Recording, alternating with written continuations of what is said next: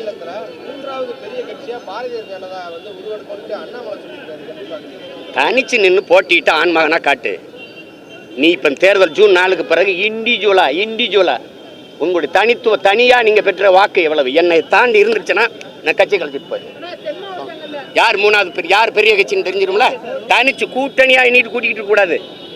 ஒண்டி கொண்டு நீ சிங்கமா நிற்கணும். தனிச்சு சண்டை போடணும். அவன் தான் ஆண் மகன், அவன் தான் வீரன்.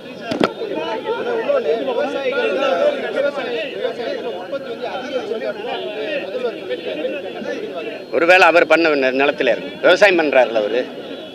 என்னத்தையாவது பேச்சு சொல்லாத தம்பி, வெறி வந்து திட்டி விட்டுருப்பாரு. இந்தியா முழுவதுமே மாண்புமிகு பாரத பிரதமர் திரு நரேந்திர மோடிஜி அவர்கள் 400 தொகுதிகளுக்கு மேற்பட்டு வெற்றி பெற்று 3வது முறையாக பிரதமராவது உறுதி செய்யப்பட்ட ஒன்று. ஏற்கனவே 5 ஃபேஸ் எலெக்ஷன் முடிஞ்சிருக்கிறது. இந்த 5 ஃபேஸ்லேயே பிஜேபி கிட்டத்தட்ட 310 சீட்டுக்கு மேலே கிராஸ் பண்ணியிருக்கு வெற்றி. 400 தொகுதிக்கு மேல் பிஜேபி ஒரு வரலாற்று சாதனை பிரதமர் திரு நரேந்திர மோடிஜி அவர்கள் தலைமையில் ஒரு வரலாற்று சாதனையை படைக்க இருக்கிறது.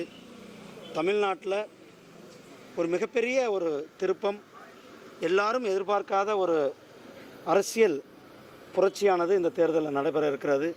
4ஆம் தேதி அது நாம் தெரியும். பாரதிய ஜனதா கட்சிக்கு ஒரு மிகப்பெரிய வெற்றி தமிழ்நாட்டிலிருந்து தேசிய ஜனநாயக கூட்டணியின் வெற்றியை நாங்கள் டெல்லிக்கு சமர்ப்பிப்போம். சார், தேர்தலுக்கு முன்னாடி 400 இடத்துக்கு மேலே ஜெயிக்கும் அப்படின்றத இப்போ நீங்கள் கூட 310 இடம் ஜெயிக்கும் அப்படின்னு நான் வந்து 5 ஃபேஸோடு சொல்லியிருக்கிறேன்.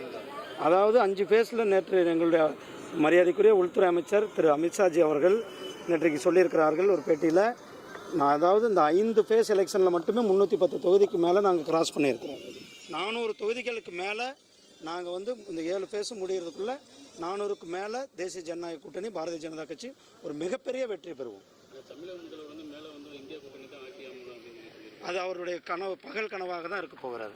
கிட்டத்தட்ட காங்கிரஸ் 40 இடங்களில் கூட ஜெயிக்க போகிறதில்ல. திமுகவும் ஒரு மிகப்பெரிய தோல்வியை சந்திக்க போகிறாரு. மோடி வந்து பேசிட்டு தமிழகத்தில் வந்து விமர்சனமாக இருக்குது. இப்போ வந்து தமிழக முதல்வர் ஆனால் இதுக்கு நான் 3 நாளாக தொடர்ந்து சொல்லியிருக்கிறேன். திமுகவினுடைய தலைவர் முதலமைச்சர் அவர்கள் பொய்யை சொல்லக்கூடாது. ஒரு முதலமைச்சருக்கு பொய் சொல்வது அழகல்ல. ஒரு முதலமைச்சர் மக்கள் மத்தியில் பிரதமர் அவர்கள் பேசாத ஒன்று பேசி, அதாவது அவராக பேசினதை திருச்சி சொல்லுவது ஒரு முதலமைச்சருக்கான அழகு கிடையாது. பிரதமர் என்ன பேசினார் என்பதை முழுமையாக தெரிந்து கொள்ள வேண்டும். அதுதான் நான் ஸ்டாலின் அவர்களுக்கு சொல்ல வேண்டியது. நாம் தமிழர் கட்சி சொல்லியிருக்காரு, எங்களை விட அதிகமாக வாக்கு வாங்கினா ஆட்சி எங்கள் கட்சியவே கலைச்சிடும்.